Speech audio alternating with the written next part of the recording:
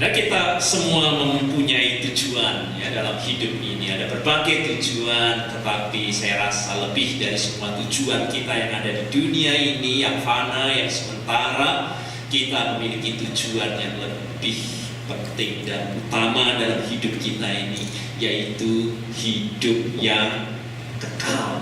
Hidup yang kekal. Saya rasa itulah tujuan akhir yang mulia dalam kehidupan kita ini. Yang semua tujuan dalam dunia memang penting, tetapi kita lihat semuanya fana dan semua akan berakhir. Tetapi ada satu kiranya tujuan yang kekal dan yang abadi, itu kita hidup kekal. Mari kita bertanya, apa itu hidup kekal? Dan bagaimana kita dapat hidup kekal?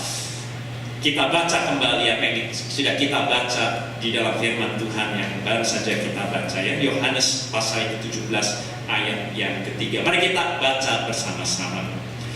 Inilah hidup yang kekal itu, yaitu bahwa mereka mengenal Engkau satu-satunya Allah yang benar, dan mengenal Yesus Kristus yang telah Engkau utus. Dan hidup yang kekal ternyata ada di dalam mengenal Allah dan mengenal Yesus Kristus. Mengapa mengenal Allah begitu dahsyat? Apa arti mengenal Allah? Inilah tema kita bersama, saudara. Kita dalami apa makna dikatakan mengenal Allah dan mengenal Yesus. Itu berarti hidup yang kekal dalam hidup kita.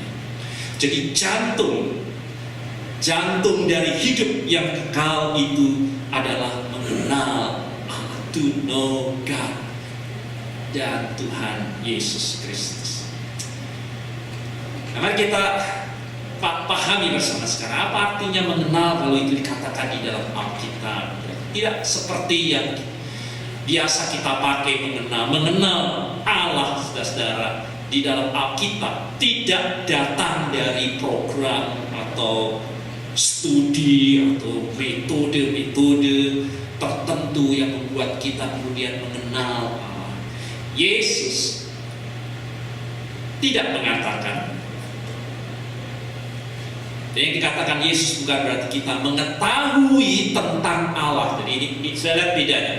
Yesus berkata mengenal Allah bukan berarti kita mengetahui tentang Allah, sekedar kita knowing about God atau mengenal tentang Allah. Tetapi yang dikatakan di dalam firman Tuhan, pengetahuan kita akan Allah, pengenalan kita akan Allah datang dari pengalaman experiencing kita dengan Allah. Dan itulah visi, experiencing God. Mengenal Allah bukan sekedar pengetahuan, saudara, tetapi ini berasal dari sungguh-sungguh kita mengalami Tuhan dalam hidup kita ini. Kalau selama ini iman kita ini kita mengenal mengenai pengakuan iman rasuli, dan mengetahui dan membaca Alkitab dan mengetahui demikian, kita tidak akan pernah puas di dalam perjalanan iman kita ini kalau kita hanya mengenal tentang Allah dalam hidup kita ini. Pengenalan yang sejati akan Allah datang melalui pengalaman kita yang sungguh-sungguh dengan Allah, bahwa Allah sendiri yang mengambil inisiatif dalam seluruh Alkitab, yang pertama kali mengambil inisiatif, dan Allah menghendaki. Itulah visi kita. Visi itu berarti kehendak Allah buat kita, GKI Sakusi, dan visi yang sudah diberikan Allah kepada kita. Allah menghendaki kita mengalami, bukan hanya mengetahui, mengalami sendiri hubungan kasih yang akrab, yang intim dengannya secara nyata, real, saudara. Bukan hanya saudara mendengar, tetapi suatu pengalaman yang real, nyata, pribadi, personal dalam kehidupan kita. Itulah mengenal Allah yang membawa kita kepada kehidupan yang kekal. Dan baca di dalam Alkitab, seluruh Alkitab menyaksikan bagaimana Allah mengambil inisiatif pertama, kemudian menyatakan diri kepada manusia, sehingga kemudian manusia mengalami Allah dalam kehidupannya, dan berkali-kali Allah menyatakan dirinya kepada seseorang, sehingga kemudian orang itu memberi nama yang baru, sebutan yang baru kepada Allah sesuai dengan yang dialaminya dalam kehidupan ini. Kita segarkan kembali khotbah minggu yang lalu, kita sudah membaca Keluaran 17 ayat 8-16. Di situ kita baca bahwa kemudian Musa mendirikan mezbah dan memberi nama Tuhanlah panji-panjiku. Itu nama Tuhan. Nama baru Tuhan muncul, Tuhan panji-panjiku. Jehovah Nisi.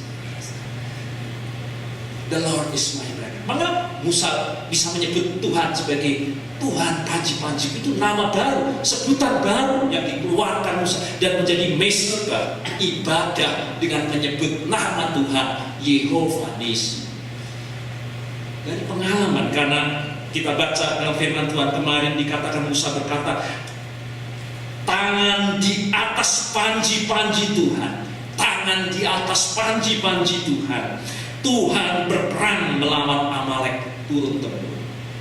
Dari mana itu didapat? Setiap kali tangan Tuhan, tangan Musa diangkat menjadi doa kepada Allah, Israel mengalahkan Amalek. Tetapi kalau tangan itu tidak diangkat kepada Tuhan sebagai panji-panji kehidupan ini dan turun, kita lihat Israel kalah. Dan akhirnya Amalek kalah oleh karena tangan yang diangkat kepada Tuhan menjadi panji-panji Tuhan. Dan akhirnya Musa tahu siapa Allah itu dari pengalamannya, yang mengalami sungguh bahwa tangan Tuhan itu, kalau tangan kita di atas panji Tuhan, itulah kemenangan kita. Maka didirikan mezbah Yehovah Nisi. Itulah nama Tuhan, itulah sebutan Tuhan. Saudara, kita baca hal itu dalam Keluaran 17:8. Bagi orang Yahudi, mari kita lihat bersama. Buat orang Yahudi beda dengan dalam banyak dunia, apalagi di Indonesia. Saya punya teman namanya Setiawan. Luar biasa namanya setia, saudara. Tapi hanya cerai dengan istrinya karena tidak pernah setia dengan istrinya. Namanya Setiawan, tapi bukan orang yang setiawan. Yahudi berbeda, saudara. Orang Yahudi itu nama Ibrani itu represent. Jadi kalau dia setiawan, itu membawa namanya sungguh-sungguh setia, saudara. Setiawan berarti dia setia. Represent itu berarti mewakili sungguh-sungguh keberadaan. Nama itu mewakili keberadaannya. Nama itu menyatakan bobotnya. Nama itu menggambarkan wibawanya. Nama itu melambangkan siapa dirinya, karakternya yang utama, keberadaannya. Itu budaya Ibrani atau Yahudi. Jadi kalau orang bernama Onesimus, itu bukan sekedar nama indah. Orang pilih namanya, khususnya orang Indonesia kalau saya perhatikan, Pak pilihkan nama. Yang dipilih itu nama yang indah didengar begitu. Tetapi tidak yang dicari itu makna hidup daripada orang itu. Ya. Onesimus artinya berguna. Dan kalau nama itu disandang, dia menyandang karakter dalam hidupnya, Onesimus. Kalau diberi nama Filemon, orang Yahudi, itu berarti dia sungguh-sungguh yang mengasihi dalam hidup ini. Nah mungkin secara kebetulan, kalau kita lihat presiden kita yang pertama namanya Soekarno, tapi kebetulan hidupnya yang penuh dengan kesukaran, kan? Soekarno ya, dibuang sampai ke Belitung, harus berjuang untuk kemerdekaan Indonesia. Jadi presiden akhirnya juga dimanipulasi, akhirnya juga disembunyikan dan mati dengan sangat mengenaskan karena presiden yang kedua dan seterusnya. Soekarno. Kebetulan juga presiden kedua kita namanya Soeharto. Ya, itu kalau orang Jawa bilang Sukeharto, ya, kaya raya. Ya, memang hidupnya begitu ya. Meskipun dengan kediktatorannya, tetapi anaknya sampai sekarang mewarisi harta yang tidak pernah habis. Jadi kalau kita kenal Simon Susilo, Susila gitu ya. Susila saudara, itu nama berarti kalau dia calon presiden mungkin hebat ya, kalau buat orang Yahudi, karena itu pasti memegang Pancasila, namanya itu Susila ya. Jadi kesusilaan dipegang, pasti bukan manusia asusila ya, tetapi orang yang sungguh-sungguh susila dalam kehidupan ini. Dan kebetulan presiden kita yang terakhir namanya sebenarnya SBY, Susilo Bambang Yudhoyono. Tapi karena hidupnya nggak sesuai dengan namanya, lebih banyak orang yang menyebut Susilo Bimbang Yudhoyono. Ya. Karena seluruh keputusannya selalu bimbang, nggak pernah bisa mengambil keputusan yang tegas. Malah di SBY selalu bimbang ya. Buat orang Yahudi nama itu representatif, saudara, memunculkan konotasi bobot daripada nama. Jadi kalau sudah ketemu dengan orang Yahudi tidak bisa bahasa Indonesia, bisanya bahasa Inggris, sudah kenal. Nama saya Basman. Gitu. Konotasi yang muncul seperti Stanley, ya, Basman gitu. Pasti pandai main bass betot gitu ya. Jadi nama selalu menimbulkan konotasi ya. Kalau sudah punya Herman gitu, ini orang pasti bodoh gitu. Karena kalau ulangan selalu pasti ya, selalu mengulang gitu ya. Atau Warman, Warman, wah ini pasti orang ahli perang ini ya. Jadi nama disebut buat orang Yahudi selalu menunjukkan keberadaannya ya. Jadi kalau kemudian sudah siapa namanya Tuman, waduh ini orang Geragas pasti ya, karena selalu ketagihan namanya saja Tuman gitu ya. Ini hanya ilustrasi untuk saudara melihat konotasi budaya Yahudi. Jadi nama sangat penting ya. Kalau saudara punya bos Yahudi, lalu saudara daftar masukkan nama di siapa namanya ya, dan kemudian saudara bilang oh nama saya Sutiman gitu. Wah, mungkin nggak diterima saudara ya. Apa sebabnya? Namanya Cutiman. Ini pasti tiap kali selalu minta cuti ini ya begitu ya. Nah itu konotasinya demikian saudara ya. Ini hanya ilustrasi.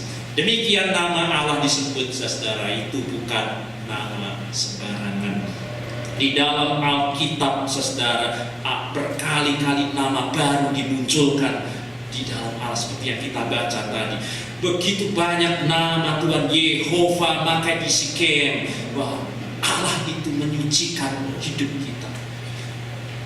Yehova Rafa, Tuhan itu menyembuhkan. Ini bukan sekedar nama saudara, ini adalah representatif keberadaan daripada Allah. Yehova Sebaot, bahwa bala tentara yang berperang dengan aku adalah Yehova. Yehova Salom, damai sejahtera datang dari Tuhan. Yehova Sama, kita baca di dalam Alkitab bahwa Tuhan hadir menyertaiku. Yehova Tasdikinu, Yehova itu adalah keselamatanku, dan seterusnya. Mengenal Allah dengan namanya saudara dalam Alkitab itu menuntut pengalaman pribadi dengan Allah. Mengapa kita bisa menyatakan bahwa Yehova Rafa, Tuhan itu penyembuhku?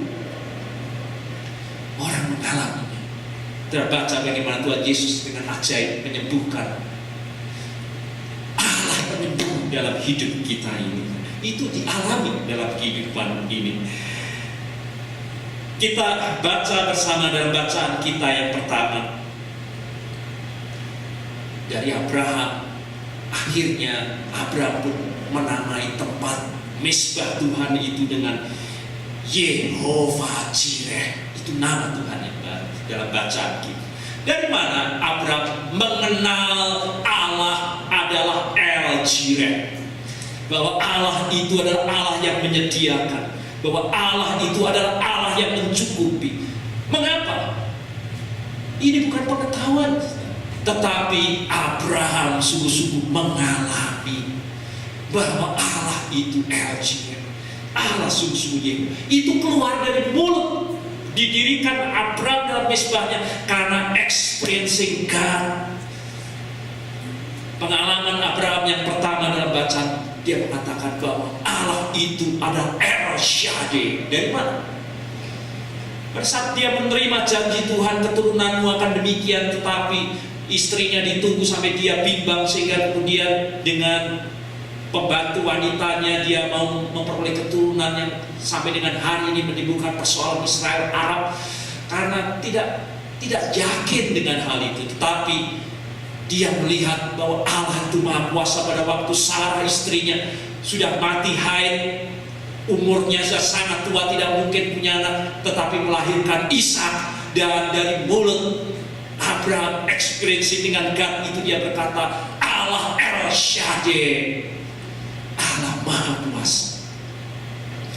Tetapi dalam bacaan kita, Allah meminta Abraham untuk berjalan dengan Allah dengan imannya, dan menguji Abraham agar pergi ke bukit pengorbanan, dan yang diminta untuk dikorbankan adalah Ishak itu sendiri.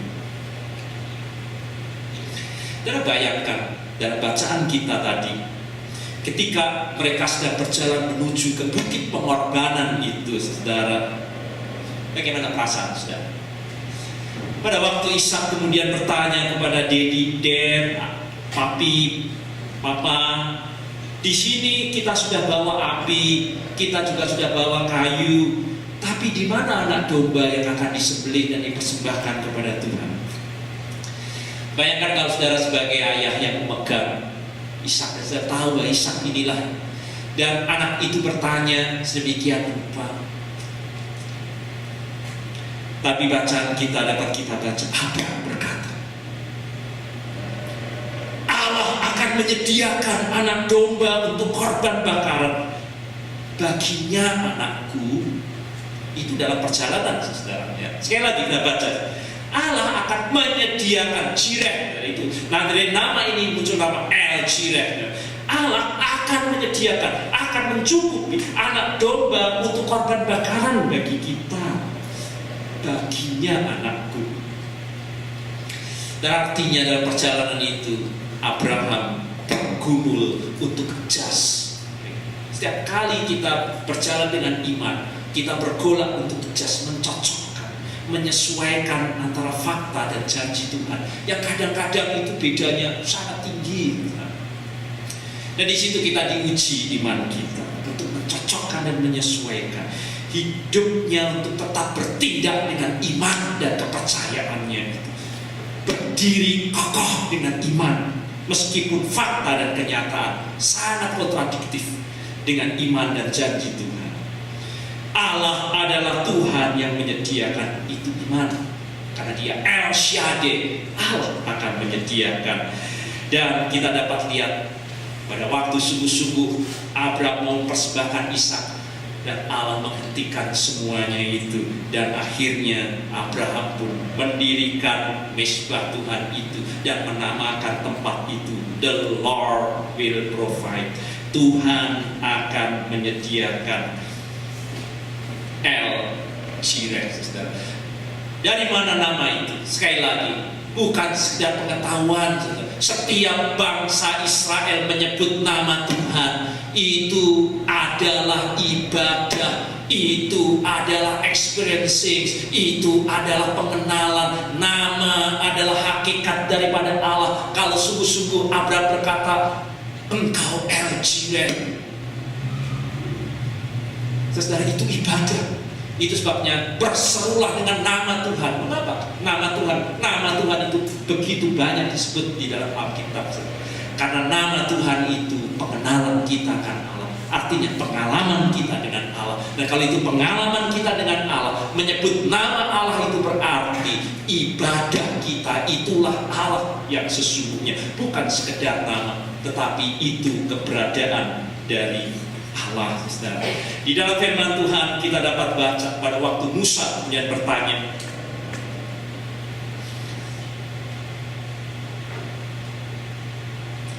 Musa bertanya pada waktu dia diutus untuk kepada bangsa Israel dan membebaskannya, dan Musa kemudian berkata, tetapi apabila aku mendapatkan orang Israel dan berkata kepada mereka, Allah nenek moyangmu telah mengutus aku kepadamu, dan mereka bertanya kepadaku, bagaimana dengan namanya?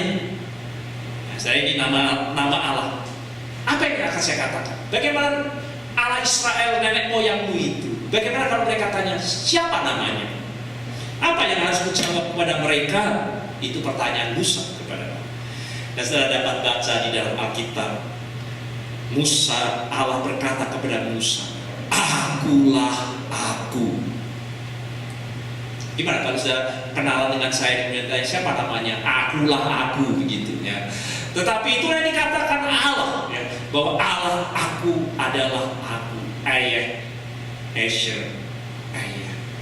Lagi firman-Nya, beginilah kau katakan kepada orang Israel itu, akulah aku, telah mengutus aku kepadamu.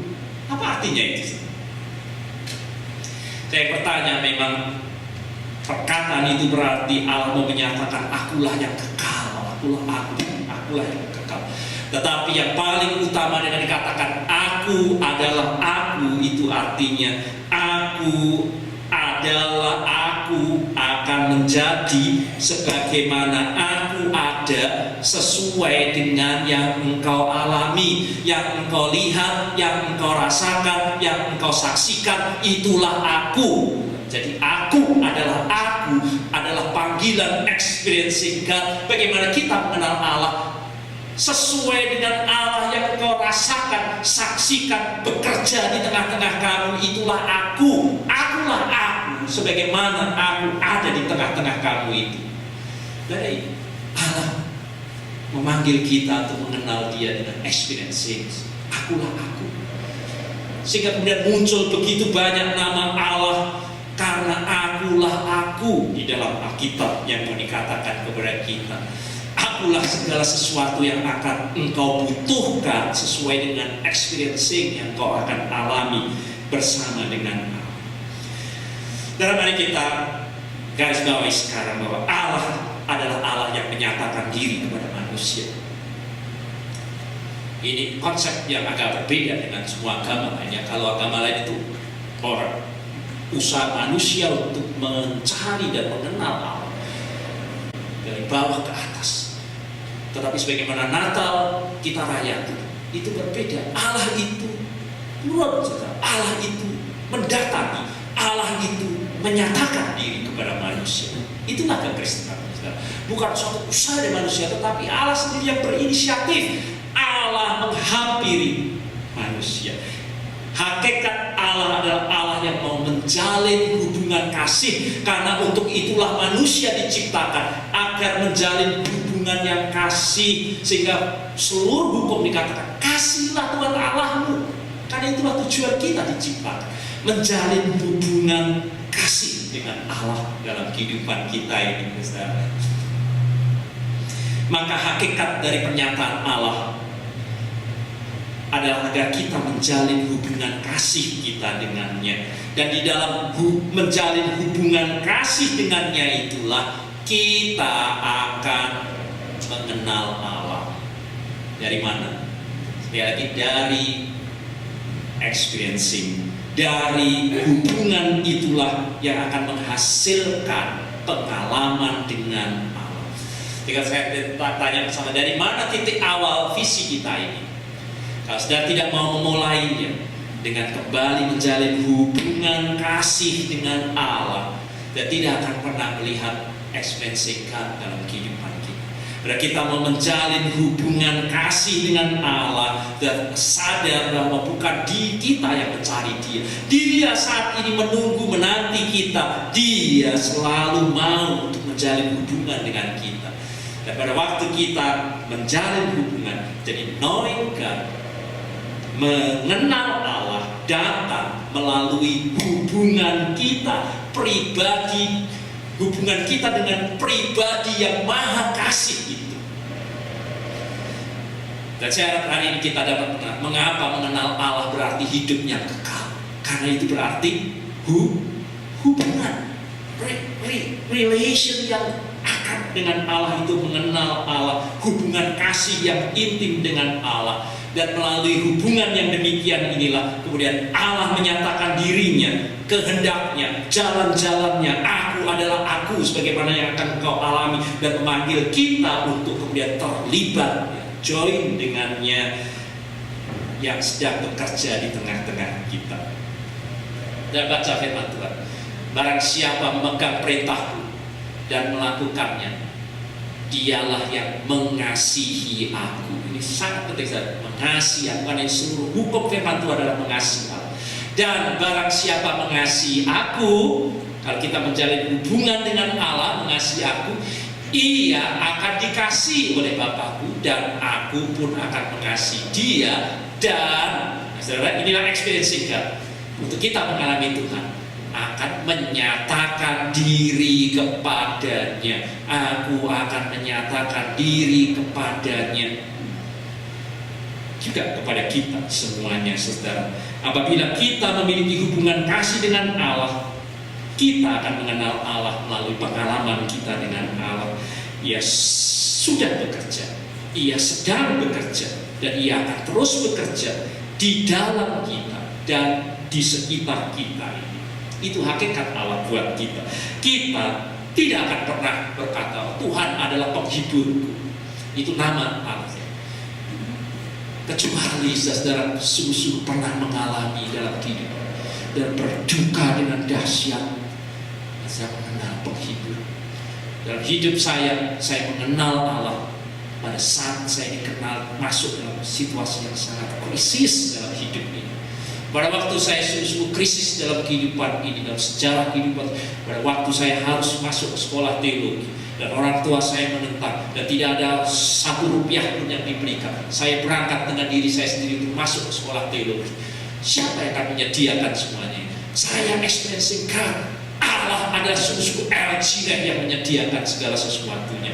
Hari ini saya harap juga melihat banyak percakapan kita panjang, bagaimana gereja kita kecil mampu untuk kita mengutus seorang pergi ke Thailand, dari mana dananya dan seterusnya. Hari ini saya rasa kita mengalaminya. El Jireh, Allah itu menyediakan buat kita dari pengalaman kita dengan Allah. Kalau kita beriman, kita tahu bahwa Allah itu El Jireh, bukan dari pengetahuan, kita akan mengalaminya dalam hidup kita ini. Waktu saya studi ke Inggris, saya merasa sudah gagal. Saya tidak berdaya, istri anak ada di sana, saya tidak bisa belajar. Saya berkata, tidak mungkin saya ini bisa. Teman dosen STT sudah pulang dan berkata, kita gagal karena beasiswa tidak bisa mengajak istri dan anak-anak. Pulang sudah demikian. Tetapi istri saya berkata, teguran yang sangat keras dalam kehidupan saya. Kamu berkhotbah, setiap kali ada kematian, ada Allah yang menghibur. Saya ini tidak mati, saya ada di Indonesia. Di situ ada Allah, berseru kepada Allah, Dia memampukan. Saya itu teguran. Pada saat saya kolaps dan saya, Allah itu hadir, Allah itu hadir. Kekuatan saya ada di dalamnya dan saya mengalami Allah. Saya mengalami Allah, Allah hadir. Dan studi yang harusnya 2 tahun selesai hanya dalam 6 bulan. Saya langsung pulang begitu rupa. Tetapi saya merasakan Allah sungguh experiencing God di tengah-tengah krisis, di tengah-tengah pada waktu saya sedang tidak berdaya dalam kehidupan ini. Pengenalan akan Allah dapat saudara baca di dalam Alkitab. Tetapi semuanya baru memberi pengetahuan tentang Allah. Tetapi Allah menghendaki kita akan mengalaminya. Kita mengakui nama Allah dalam kehidupan ini, itu berarti kita mengalaminya sebagaimana yang kita alami di dalam kehidupan ini, saudara. Mengaku berbagai nama Allah itu berarti kita mengenal Allah sebagaimana adanya, sesuai dengan yang kita alami. Saudara, kita berseru memanggil namanya, menunjukkan kita sedang mencari hadiratnya. Jadi kenapa firman Tuhan kata berserulah dengan nama Tuhan? Nama itu identik dengan experiencing dalam kehidupan ini. Jadi kalau hari ini kita berkata Allah El Jireh, Allah mencukupi, Allah lah yang menyediakan, saya harap kita tahu bahwa itu bukan hanya pengetahuan, kita mengalaminya, bukan? Kita mengalaminya dalam kehidupan ini. Kalau kita memuji namanya, itu bukan berarti kita nama itu selalu keberadaan daripada Allah itu. Kita sungguh-sungguh memuji dirinya sendiri. Itu sebabnya firman Tuhan berkata, saudara, berbahagialah bangsa yang beribadah dengan gembira yang hidup dalam cahaya kehadiran-Mu Tuhan. Karena nama-Mu, garis bawah itu, karena nama-Mu ya, mereka akan bersorak-sorai sepanjang masa. Nama Allah adalah panggilan ibadah buat kita. Pada waktu kita berseru dengan nama Allah dan sudah berkata El Jireh, El Shaddai, Allah penyembuhku, dan itu bukan pengetahuan, saudara mengalami dalam hidup saudara yang mengenai hal ini. Maka saya berdoa, bersiaplah, inilah visi kita saudara. Kita dipanggil untuk bersiap mengalami, bukan hanya sekedar untuk mengetahui Allah, supaya dalam hidup kita ini kita sungguh-sungguh mengalaminya bersama dengan Tuhan. Seperti Ayub pada waktu dia tersudut dan semua orang menuding dan menyatakan hal-hal yang tidak benar tentang dirinya, tetapi akhirnya Ayub experiencing God, dan dia berkata, Yehova adalah my witness, kesaksianku. Saksiku ada di dalam surga, yang memberi kesaksian bagiku ada di tempat tinggi. Meskipun kau memfitnah aku sebagaimanapun, tetapi pembela dan saksiku ada di surga. Itu experiencing Ayub dengan Allah. Dan saya berdoa, begitu banyak nama Allah disebut di dalam Alkitab, dan saudara akan mengalaminya. Dan satu kali akan berkata, Engkau Allah roti kehidupan. Bukan karena pengetahuan, karena saudara mengalaminya. Engkau Tuhan penghibur bagiku, karena saudara juga mengalaminya. Dan saat saudara berkata, Dia penasehat yang ajaib, Allah yang perkasa, kiranya itu muncul dari experiencing kita dengan Allah. Kalau saudara ditinggal oleh suami sebatang kara, dan saudara berkata, Allah adalah pembela para janda. Mazmur 68 ini, saudara akan mengalami. Saudara akan mengalami. Pada waktu sudah menjalin hubungan dengan Allah, experiencing dengan Allah, Allah adalah pembela para janda. Dan berkata, pandu keselamatanku. Saya harap semuanya nama Allah keluar dari mulut kita. Bukan pengetahuan, tetapi experiencing kita. Dia setia dan benar.